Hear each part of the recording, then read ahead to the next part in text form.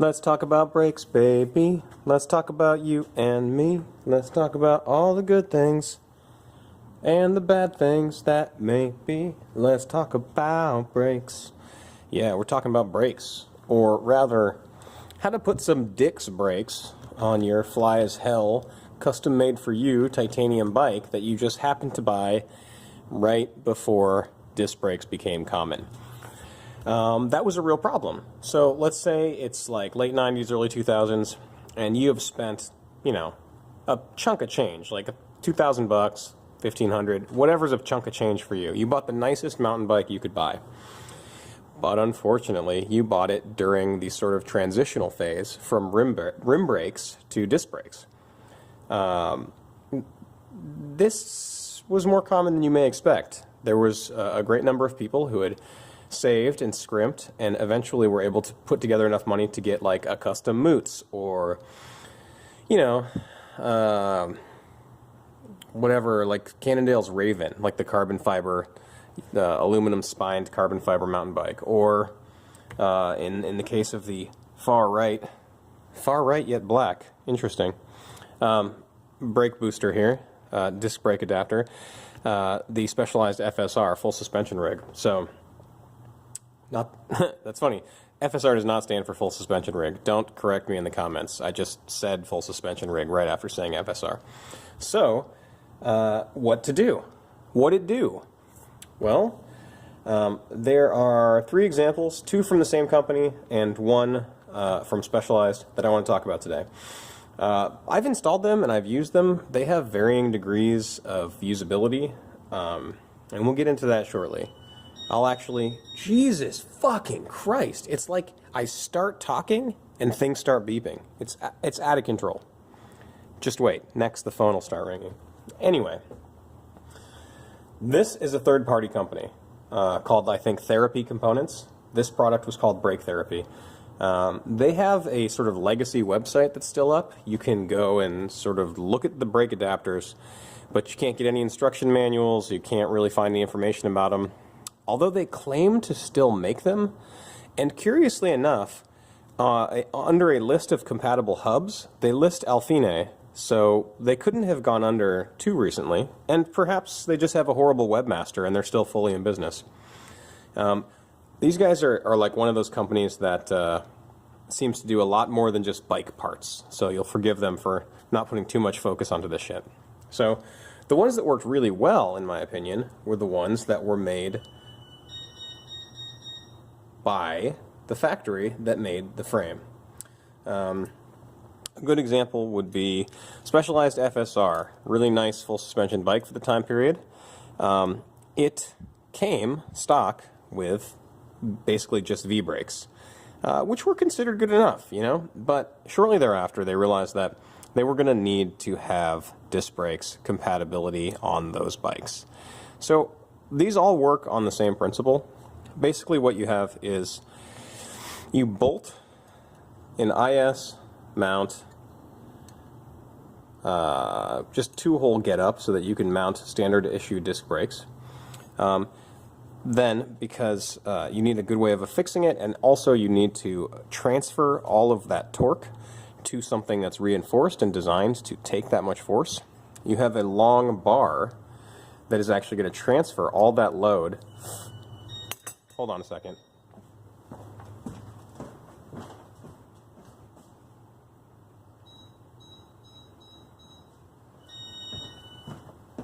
I swear to God.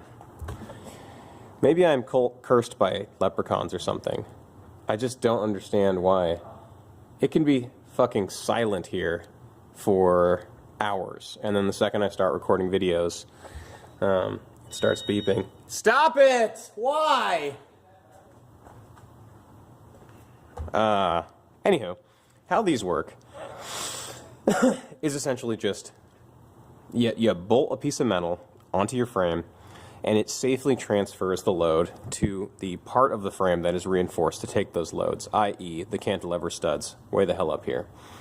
So these, from Specialized, they actually were perfectly machined to fit into the dropouts and around them. They have a perfect curve out of the way and up to the cantilever stud. And they utilize a hole that was already in the frame, so you just bolt it on, and it just works. It works like gangbusters. Boring, in other words. Working the way it was intended to, boring. So, the other thing is the brake therapy. Now, they had a lot of different models of these. You can tell that it's the exact same idea. Only, when you're making a universal part that has to fit on everybody's bike, it needs to be a little bit more modular and it needs to be adjustable.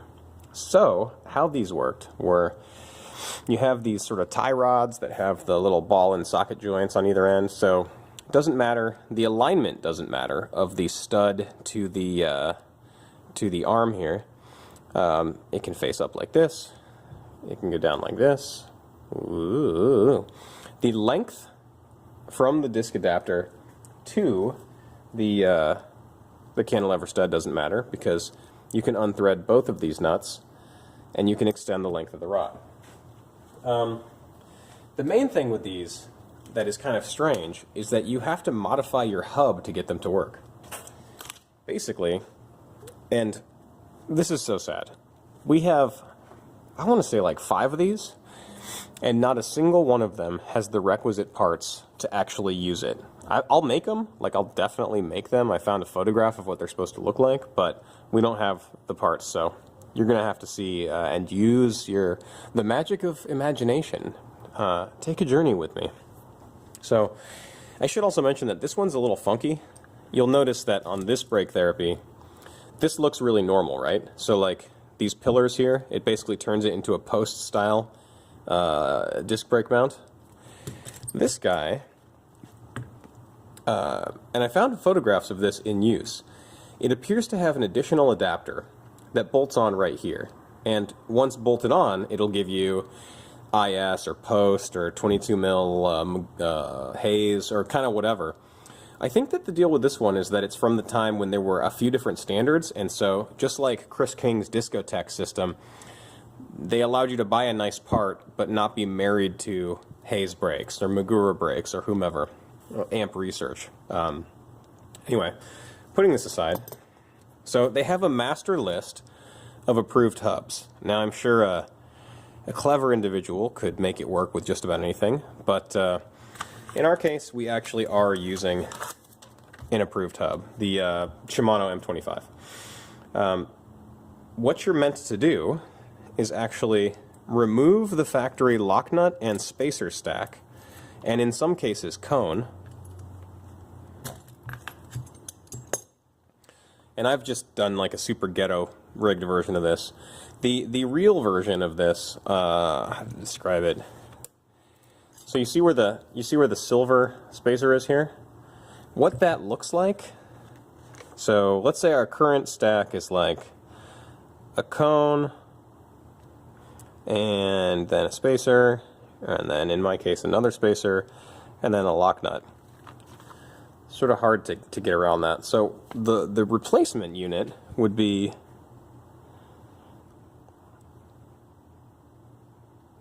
a cone that's shorter. So this distance is shorter than this distance. And again, this is all hearsay and from photographs I found. I thought I understood how these work, and I guess I've never really installed one that didn't already have the hub converted, because I didn't really realize what was required of me. And then the next part is like a crazy top hat washer.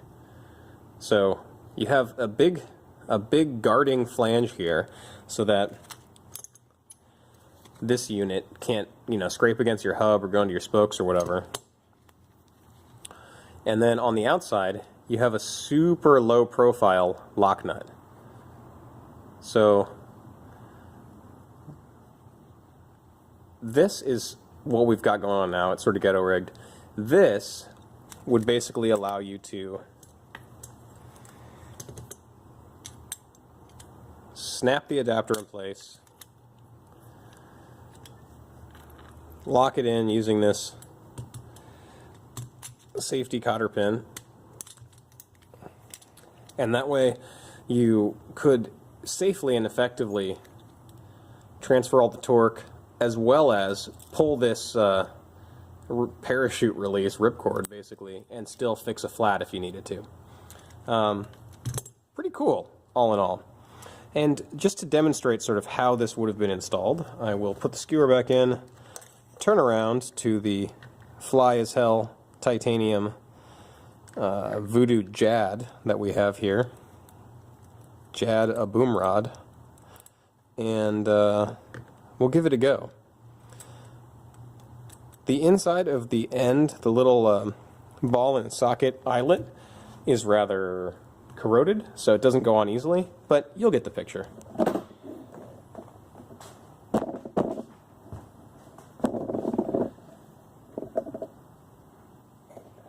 There we are. So, pretend this is a wheel.